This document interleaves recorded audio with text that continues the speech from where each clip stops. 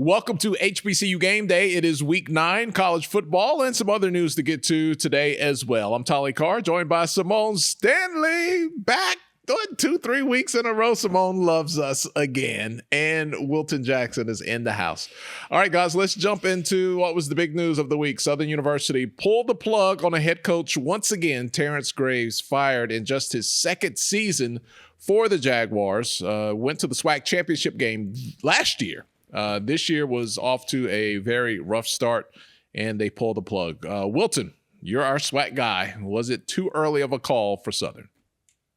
Tolly, unfortunately, no, it wasn't. Southern is a fan base that expects to win, most like any other fan base, but we've talked about it several times on this show. There are certain fan bases that expect the winning tradition to always be in place at all times, and Southern is definitely one of those fan bases that expects that.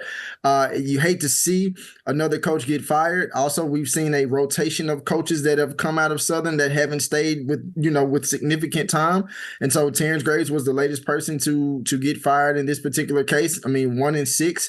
The writing was kind of somewhat on the wall after the way that they lost this last game to Prairie View. I don't think it was so much of the fact of that they lost, but how they lost. This was just a Southern team that was pretty much dead from the very beginning in this game. And I think for me, when I thought about it, that, and I know I kind of heard Symone talking about this before we started, just like he still carried out the coach's show. And then all of a sudden by the end, and also on that coach's show, he had kind of mentioned that he was still the head coach. Although a lot of us kind of knew with connections and sources of who we talked to, that the writing was definitely on the wall after the loss to Prairie View. And so you hate to see him to, lose his job. But at the same time, Southern is, again, a team that definitely wants to win. And hopefully, my thing is, now that he's out, it's more so the fact of let's see if we're going to get another recycled coach into another SWAC program, or the university is truly going to take the time to find the right person and the right fit to fit, at Southern University. And in addition to him getting fired, there are, people that aren't necessarily happy with Banks as the athletic director because he's had a part in bringing in other coaches or bringing in some of the more recent coaches at Southern. So it's definitely an interesting time to be a Southern Jaguar fan for football. But I just hope they get in this next hire, they make the right decision and the right hire that really fits this program, because this is one of your more blue blood programs and you want to see football doing well at Southern University. All right. So Symone, Dawson Odoms was there, had a long run. He left. And since 2020, no coach has lasted more than 3 full seasons. Eric Dooley, he had 3 years there, and Terrence Graves, they're fired in his second season. If you're hiring and you're going in for that interview and you see the last 2 coaches didn't have a whole lot of time, is that a job that you are willing to risk it all for? I do think it's still a position to risk it all because of the history and the talent that's at Southern University. They just need the right man in charge. It's still a very coveted position. Obviously, it's one with high expectations.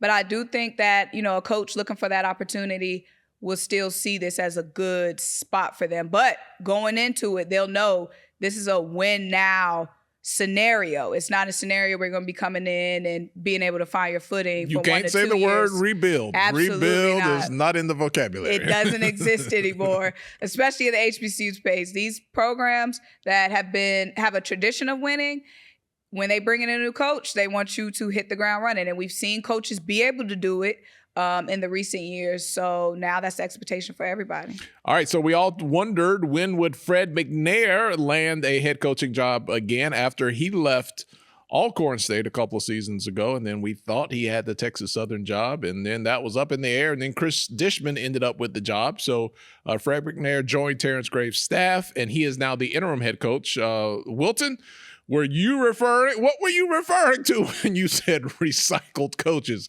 Is Fred McNair in your recycled category, or would he be a good fit to take over this job on a more permanent basis?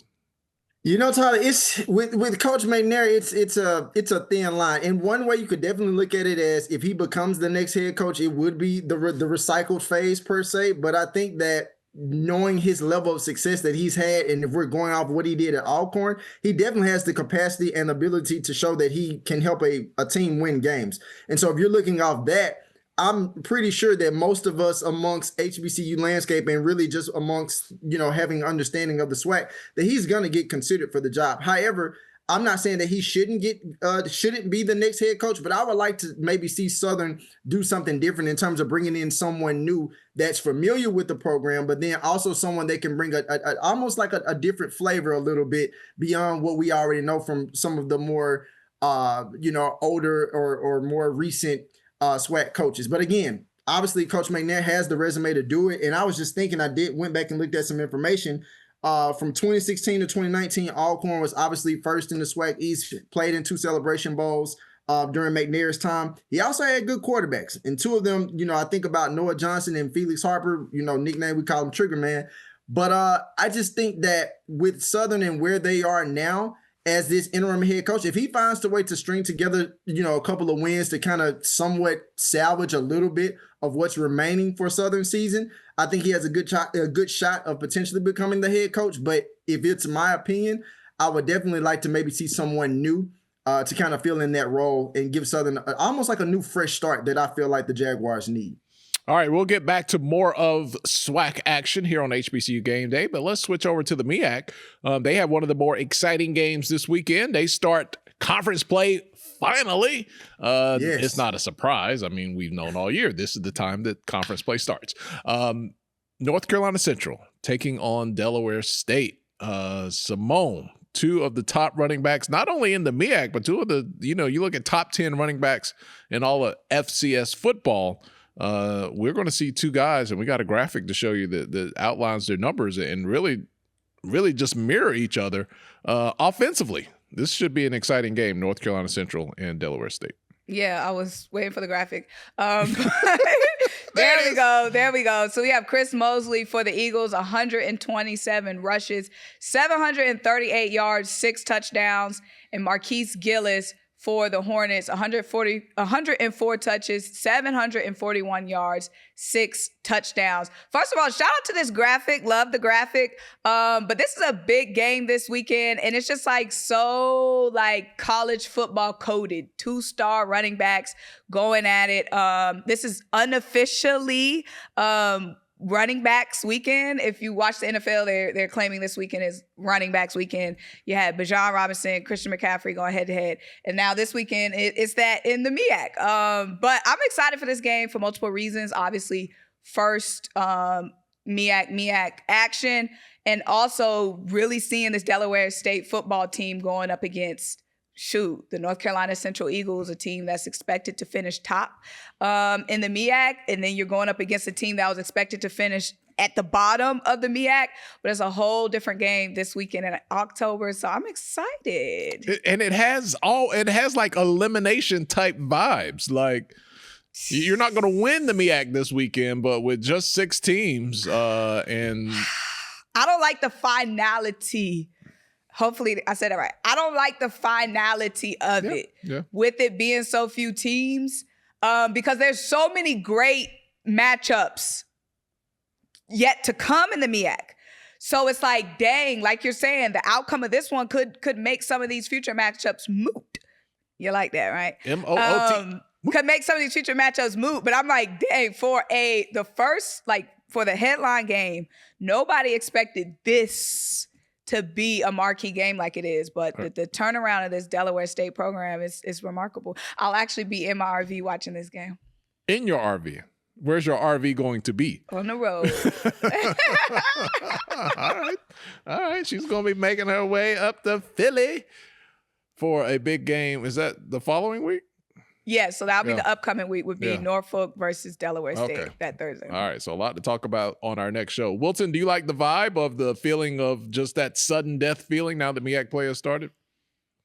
Tyler, I'm a fan of it because, for the last couple of weeks, we've looked at basically the MEAC play. Everybody that if you're not really watching these teams or don't know much about MEAC football, you're probably seeing them like some people are like, who's Sacred Heart?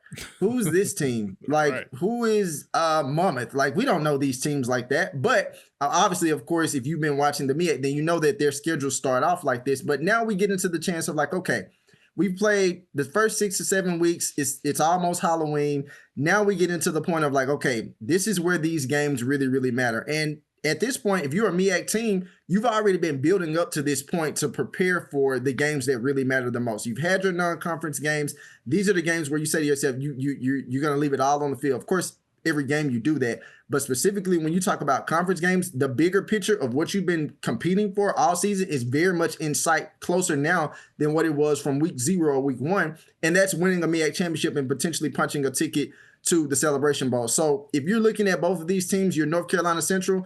Obviously, the target is on your back because you didn't get there last year and you want to get back. If you're Delaware State, no one you really don't have as much pressure per se as North Carolina Central because to Symone's point, no one expected you to be here. And because you're here, now you have a point to prove, one, but then two, you have a point to show that, like, you know what, we're for real. Like, as if we haven't already shown that, but if we find a way to beat North Carolina Central and Trey Oliver's team, that's a statement. That's a huge statement to start MEAC play. Symone, the running backs kind of negate each other with their numbers. Both of them very talented. North Carolina Central probably has the edge at quarterback. Do you think this Delaware State defense can offer any resistance to Central's offense?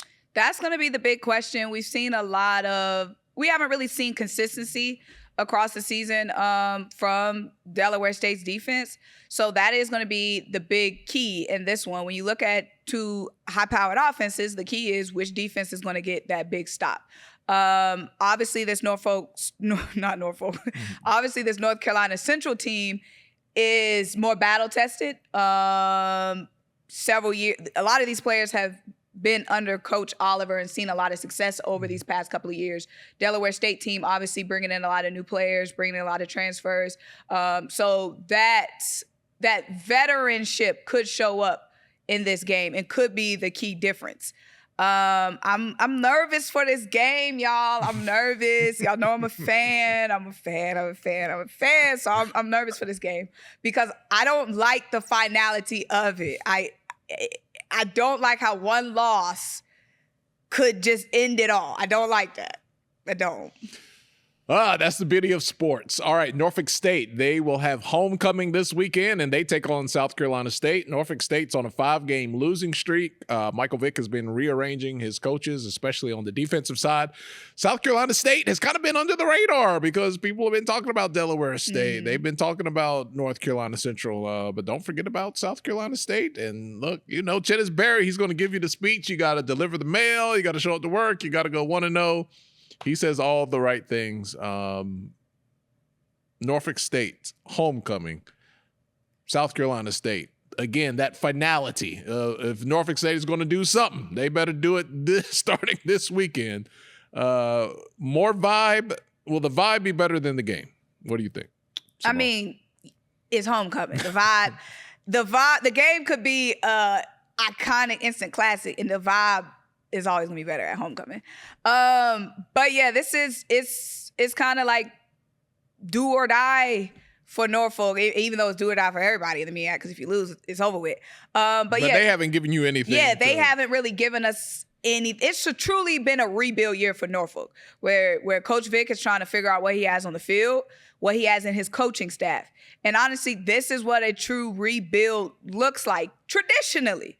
A lot of people are spoiled by, seeing what Deshaun Jackson has been able to do, which is way above the norm, being able to walk right in and see instant success. Obviously, Deion Sanders, what he was able to do, even TC Taylor, because Jackson State had a lot of turnover after Deion left. So that's not the norm, what we saw from Deion, what we're seeing from TC, what we're seeing from Deshaun Jackson. So should have some grace for Coach Vick, because usually in your first year, you're filling things out, and that's what he's doing. This will be a great test for them to see what they do have, coaching-wise as well, against South Carolina State. South Carolina State cannot slip, though.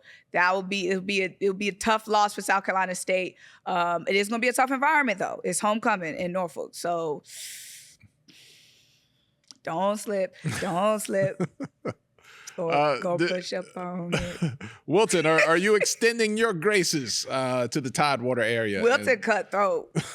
He ain't sending no graces. He said, "Yep, get Terrence up out of there." Have you expected more for Mike Vick so far during this season? So I didn't hear everything of what you said, Tolly. Could you repeat what you just said? Are you expecting more at this point in the season from Michael Vick, or are you with Symone saying, "Hey, first year rebuild, this is what I expected"?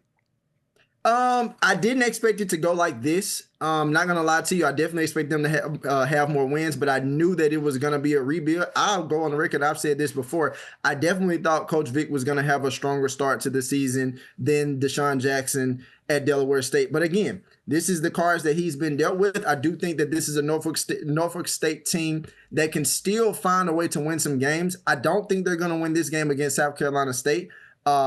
Although it's their homecoming, but I do expect them to kind of keep it close because really, if I'm just being honest, South Carolina State hasn't done anything to wow me this entire season. Like of course, they've won games. They're still a contender in, But they played some tough games, though, right? Some of those games we didn't think they were going to win, right? Right. So they have had some tough games, but there's nothing that has said to me compared to what they looked like last year that they are a shoe foot to go back to the Celebration Bowl. Now that's not saying that can't change because obviously it can change. And of course, with a coach like Chennis Berry and getting the best out of his players, I actually expect that to change, which is why I hope that they bring that a certain level of discipline and more intensity into this game against Norfolk State. Again, because it's homecoming, and I think if you're Norfolk State, you're thinking like it's homecoming. This is an extra boost of morale from our fans, and we have so much to still play for. Even though we may not necessarily be competing for a MEAC title this year or a trip to the Celebration Bowl, we can play spoiler. And what better way than to start spoiling it, right before Halloween against a South Carolina State team? If you had to reseed your preseason picks for the MEAC, who would be your favorite right now? Now that we're starting conference play, who would you put your money on? Because Wilton, you like to throw out $100 like it's nothing. Oh my God. Number one for me right now would be North Carolina Central. That is for sure. North Carolina Central would be number one. Number two would be Delaware State, based off where we are right now in the season. Number three, at a close number three, would be South Carolina State. And then from there, you could really take a pick, toss a bunch of marbles and decide who's going to be 3, 4, 5, and 6 between Howard, Morgan State, and I'm missing someone, and Norfolk. Yeah. Everybody has missed Norfolk. How would you reseed? I would be similar. It would be North Carolina Central, be choking me up. North Carolina Central, and then a close 2-3, 2A, 2B would be Delaware State and South Carolina State. This game this Saturday, what's our game time? 1 p.m. either seated on the campus of North Carolina Central or seated on ESPN+. This game should be a movie if it lives up to the hype. Looking forward to it. A lot on the line there. Let's jump back into the SWAC a little bit. Wilton, Alcorn State still looking for that first win. They play Mississippi Valley State. In times gone past, you would say, well, hey, Mississippi Valley State, surely you'll get that win this weekend. But I don't know. Cedric Thomas, love Coach Thomas, great guy, but you have to admit it's been a rough year. That seat might be getting a little hot right there.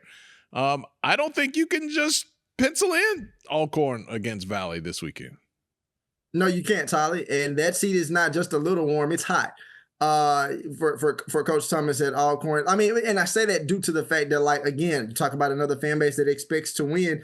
And Alcorn was a team that, when you start looking at like the preseason rankings coming to the end, they were amongst the top teams to be among the SWAC West and potential contenders to win the SWAC West. Well, that's not the way things are looking right now. And a lot of that has come around based off their lack of continuity on offense, particularly when it comes to like putting the ball in the air. I mean, because we know they can run the ball with Jacorian Sewell and Jalen Tolbert, who's their quarterback. But I think that Alcorn missed an opportunity to potentially beat FAMU for FAMU's homecoming. And Grant, they didn't get the win, but they played a little bit better. But I thought they were going to come out and potentially get that upset against FAMU. But again, now you turn the chapter, or you turn the page to a Mississippi Valley team that, again, to your point, Tolly, that in previous years would have been like, okay, this will probably be probably be a win for Alcorn. But this year, this is a Mississippi Valley team that is tough, that is going to play you for 4 full quarters. And if Alcorn is not prepared to play those 4 full quarters, they could be taking another L. However, I'm going to give grace to the Braves because this game is in Alcorn, that they're going to get a win against Mississippi Valley. Although I do think it's going to be a tight game. Symone, I think streets might be thinking this, Symone, and you can maybe verify if you've seen it. All right, a coach on the hot seat at Alcorn State, Fred McNair, back in the mix as an interim head coach. Could we have a circle the block moment, guys? Well, what do you think? Would people at Alcorn consider circling that block? I don't think that's a spin the block scenario. Spin the block. I'm sorry. I was say circle the block. I can't see him spinning the block back over there. I think best case scenario for Alcorn, Mississippi Coach Valley, McNair is to make the best of these remaining games for Southern. If he can show some promise in these final few games, or the rest of the season with Southern, then he can have that interim title snatched off and could potentially become permanent. I can't see him spinning back to Alcorn. Any thoughts of spinning the block from either party? I know it didn't end the way. Yeah, if it ended a little better. But we've seen stranger things, Wilton, right? Maybe, I don't know. Yeah, I can't see McNair going back to Alcorn, and a lot of it has to do, to Symone's point, of like the way things ended. I don't see him going back to Alcorn, and granted, he has strong tradition, strong roots there. We know what he's able to do there. We know, obviously, Steve McNair, his brother, set many records there at Alcorn. But I think that chapter of Fred McNair at Alcorn State, I think that is done. I don't see him going back to be the head coach there. All right, I just wondered if the streets were talking, but y'all shut me down. Okay. Unless the street is you. It's a one-way street. Just making stuff up. Sometimes I like to anticipate what people will be talking about in the comments, man. All right, so SWAC East, we all feel like Jackson State has got that thing under control after the pseudo championship game against Alabama State. Bethune-Cookman, though, is... they're 2-1 in conference, 3-4 overall. TC Taylor and his group, they'll be out in Vegas this week against Grambling. The rest of the East is what it is. A lot will have to happen for Jackson State to get uprooted, and I don't see that happening. I don't predict that. I think it'll be a feel-good season for Bethune. I think they'll feel like they're turning the corner, but don't think anything will happen there. Should be an exciting game, though, this weekend from an environment standpoint. They're going to be in Las Vegas taking on Grambling. Wilton, do you think this game needs to really be successful? Because that is a leap of faith to go out to Las Vegas in late October. I don't know, leap of faith, but you need it to work. I would say that you don't need to have a little crowd out there this weekend.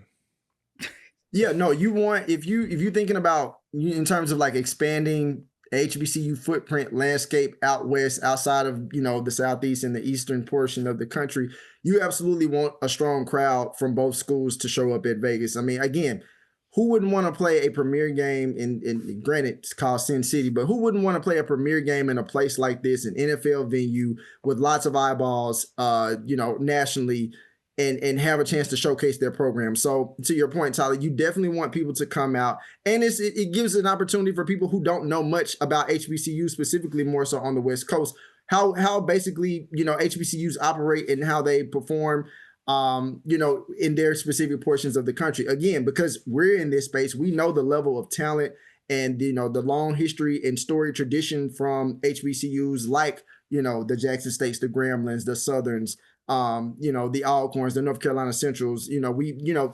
Outside of like what you get a chance to see from these programs in like the MEAC SWAC Challenge or the Celebration Bowl in December, obviously you don't get a chance to get that level of exposure each week. So when you take two teams, two blue blood programs amongst HBCUs and put them in a primetime platform like this, you absolutely want to capitalize not only just with the game, but for both programs and what it could mean for their institutions. All right, it's Magic City Classic weekend, Alabama State, Alabama A&M. I think we would all agree when it comes to classics in the SWAC, the conversation starts after the Bayou Classic. Like, no one is going to take the top spot from the Bayou Classic. Wilton, where does the Magic City Classic rank in terms of biggest classics in the SWAC? I would definitely probably put it at a close 2. For me, you kind of just led off with the top 1, but then I would put it at close 2, and especially this year. I mean, the last couple of years, we kind of knew what to expect between Alabama State and Alabama A&M. But again, with Sam Shade being at Alabama A&M and the way that Alabama State is playing, I think you're going to not only get a good game, but because it's going to be a good game, you're going to get a good atmosphere and a lot more fans probably to show up. Now, that doesn't necessarily mean they're going to go in the game, but I can be sure that they will be in the presence. They will be in the presence of this game and wanting to have fun and really live up the atmosphere for this class. And so I would definitely put it at number 2 in a close 3. Or 4 would probably be the Soul Bowl between Jackson State and Alcorn, or the Boombox Classic between Jackson State and Southern. Symone is over here mocking my laugh while you were trying to talk, Wilton. So let me apologize for her behavior. And she made me lose my train of thought. I was going to ask you a serious head look small today. question. What y'all do? What are you talking about? Something about the way the camera's set up today. Too much hair. I don't know. I don't know. Something's different. You just got a pea head. This is what I was going to ask you. Alabama State, and we need to correct something because we kind of discussed them possibly being a playoff team, but because of the schedule with the Turkey Day Classic, they wouldn't be eligible for the playoffs because they just couldn't. They just playing. Yeah, they just playing. They got that game. Is there potential for a letdown with Alabama State because they did not beat Jackson State? We all kind of feel like that took them out of the Celebration Bowl race. And now they got the rest of the season, but can't go to the playoffs. Doesn't look like, unless Jackson State falls apart, you're going to make it to the SWAC championship game. Potential for to get a letdown against A&M this weekend. So you're saying get upset by A&M? Yeah. Do you see that as potential? I mean, you have a rivalry, big game like this. Yeah, it's any given Saturday. But if you're Alabama State, I would need them still biting down on their mouthpiece, still, keeping that helmet adjusted, you know what I'm saying? Because it's a long shot. It's a long shot. They need a lot to happen. Well, really, they just need Jackson State to lose. Twice. Yeah, they need Jackson State to lose 2 games in order for them to have a shot at the SWAC championship. But they need to keep their heads in it, because even though it would be crazy for Jackson State to do that the way Jackson State is playing, they still have to do their job. They need Jackson State to lose. They need to win. So for them, they need to stay motivated, go out, keep winning, and just hope 2 teams catch Jackson State slipping. All right, Wilton, I wouldn't put your $100 on that.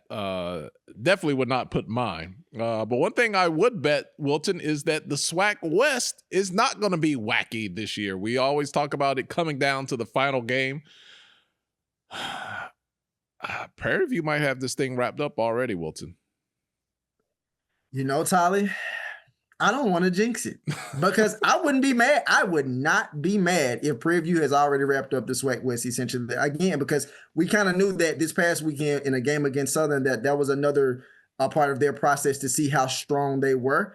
But again, at this point right now, it's essentially a two-way street between Prairie View and Texas Southern, and then behind them is Grambling. But unless Grambling is about to come out of the woods and beat Jackson State in Vegas and really shock some things, I don't really see Grambling being a major threat out of the West. So to your point, it's definitely a two-way street. And if Prairie View continues to play and continues to build that continuity, specifically when it comes to like their passing game, because we know that their running game is strong.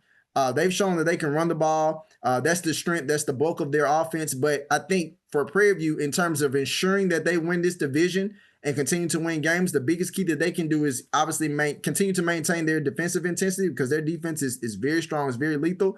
and also finding ways to make sure that they're continuing to improve on their passing game in addition to their strong rushing attack. And they already have the tiebreaker over Texas Southern, beating them in the Labor Day Classic, so they even have some house money to play with there. Symone, what would it mean if Jermaine Jackson, year one, came in and went right to the SWAC championship game? Shoot, that's huge. That'll be big. We've seen it a little bit across the HBCU landscape recently. Like we said, a lot of these new coaches coming in, finding success. You had Chennis Berry doing it with South Carolina State. You had our guy, Coach Keaton, doing it with Clark Atlanta. So shoot, coming in and making it to a title game, that's like the norm now for some of these new coaches. So it'll be great. It'll be awesome for Jermaine Jackson. Shout out to Jermaine Jackson. One of my friends is actually his line brother, so been learning a lot about him. And his name's already coming up with the UAB job where they fired Trent Dilfer. Shoot, these names they be on it, boy. They be on these names. A lot going on in the coaching mill. All right, before we get out of here, I did promise you one non-football story. Big shout out to Rajah Caruth. He is a Winston-Salem State University graduate. He's a driver in the NASCAR Craftsman Truck Series and just announced yesterday, Tuesday, as we sit here and talk, he'll be driving a part-time schedule for JR Motorsports in the Xfinity Series, and JR Motorsports is owned by Dale Earnhardt Jr., which is one of the most famous drivers ever and was an idol of a young Rajah Caruth. So big moves, and Rajah is second in the truck series standings with 2 races to go. So he might win the truck championship, be driving for Dale Earnhardt Jr. Next year, and he is a graduate of Winston-Salem State University, just graduated last year. So look, maybe not all of you guys are racing fans. You know, I kind of know our demographic, but the kid is doing big things, and we definitely want to shout him out. Symone, you were doing big things in Atlanta this weekend. I can't stand you. I can't. I'm not going to ask you to put people out on Front Street, but Symone, an experience you had this week. Could you quickly tell us a little story time before you go? How thirsty it is in these Atlanta streets for people that want to be discovered and be famous. The thirst is real out in these streets. Let me just tell y'all. But yeah, so when does our show go live? We'll go. Well, it's not going to be live. But I mean, you know what I mean. When is it? We're going to post this today, Wednesday. People see this Wednesday. Wednesday. Okay. Yeah. Well, you might also see me tonight on BET's 106 in Sports. Look for. Were you a guest? No, I was a dancer, essentially. Never danced. First of all, I have no rhythm. If you follow me on social media, you know that. I know that. So to find out I got casted as a dancer, wild, crazy. But yeah, I'm scared to watch that tonight, but it's at 10 p.m. on BET. So yeah. You were part of the audience. And I had to dance all the dances, chicken head. Y'all know how I did my little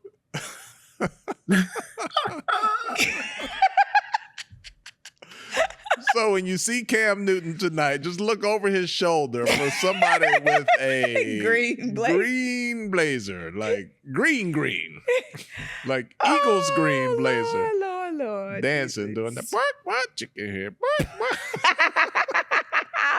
I'm scared to see this footage. Woo, Symone had crazy stories about that experience. We won't put all the business maybe out on the streets. HBCU Gameday Plus. Yeah, if y'all become a channel member, give y'all some behind the scenes. Wilton, is there anything larger than Delaware State, North Carolina Central? That's kind of our favorite over here. What's going to be your favorite game to watch this weekend? Honestly, that's essentially my favorite as well. Like most of my attention will be heavily on the MEAC because again, it's the first week of real MEAC competition. So, I mean, of course I have my eyes on the SWAC, but it's definitely going to see what Deshaun Jackson's team can do against one of the premier traditional powerhouses in the MEAC, and if they can like shock them in terms of getting a win and really will start drumming up more noise about what this Delaware State team can do as the season unfolds. And outside of that, of course, making sure in the SWAC side of things, what does Jackson State do against Grambling, and ensuring that, Jackson State basically keeps their foot on the gas and doesn't let up in terms of, continuing their pursuit of winning a SWAC championship or getting to a SWAC championship when the ultimate goal of competing in a Celebration Bowl. You going to put that $100 on Valley this weekend? Valley, Alcorn State. Who are you throwing Wilton's expendable fluid cash on? So the way my money is looking right now, I don't have 100 to just throw out like that. We going to say maybe 20, 25. All right. Well, you going to put that 25 on? Alcorn or Valley? We going to put it on Alcorn. Okay. All right. I could if you give me the odds, if I can make that 25 stretch, I don't know how betting works, but if I can double up that 25, I'd throw a waiver on Valley. We'll see what they do. So that'll be our bragging for next week's show. I got Valley. Absolutely. You got Alcorn. Symone is where you gonna put that money on? Delaware State. All right. Simone's got her money on Delaware State. Wilton's going to come brag on Alcorn, and I'm go Valley this weekend. All right, y'all. That's it. It's HBCU Game Day. Is week number 9. Shout out to Miles in the studio. Vaughn Wiltz was out working hard in Tallahassee. He couldn't join us. Shout out to Vaughn. He was honored as the Minority Business of the Year in Tallahassee. Wow. And he was at an award ceremony today for his company, Mega Ace Media. And, hey, you got to go collect those awards, man. Shout out to Vaughn. Shout out, Vaughn. Congratulations to the big work you're doing down in Tallahassee. All right, until next time, we'll see you guys. Peace.